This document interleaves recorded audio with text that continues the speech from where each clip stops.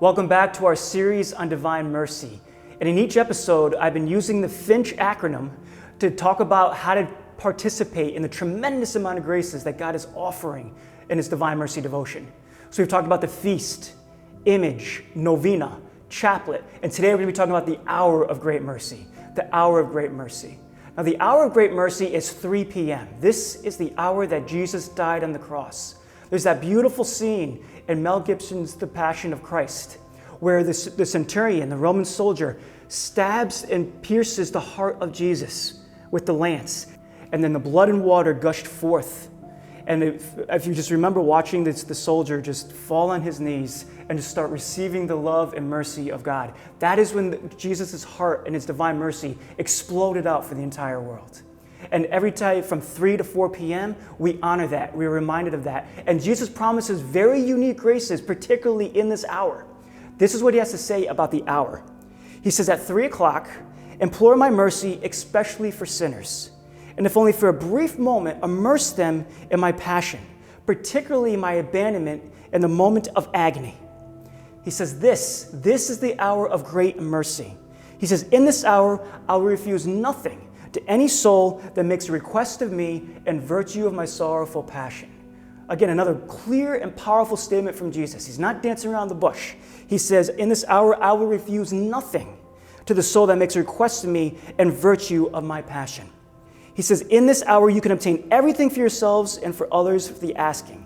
And He's very practical. Listen to what He says here. He says, during this hour, He says, try your best to make the stations of the cross in this hour. How many of us can do that? He says, provided that your duties permit it. But then He continues, and if you are unable to make the stations of the cross, then at least step into the chapel for a moment and adore me in the most blessed sacrament. How many of us can do that? Probably not many of us. But then He continues, my heart, which is full of mercy, and should you be unable to step into a chapel, He says, immerse yourself in prayer there where you happen to be, if only for a brief moment. All of us can do that.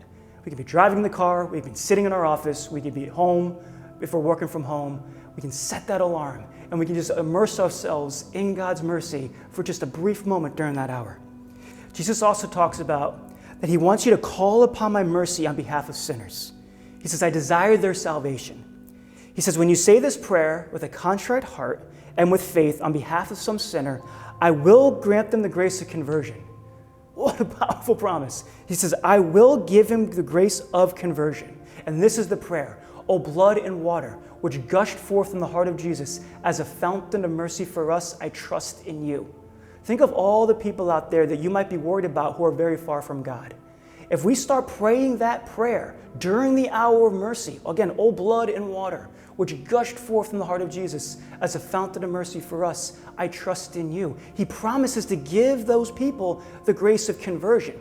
Now, He may give the grace of conversion, but of course it's on that person to receive and accept that grace of conversion. And this is why our prayer and our example is so powerful. When people see your love, your joy, your peace, it's attractive. There's something there that they want. And our example in prayer can soften maybe the hardness of somebody's heart. And then we can start pummeling them with that grace, the grace of conversion through that prayer, O blood and water, which gushed forth from the heart of Jesus as a fountain of mercy for us, I trust in you.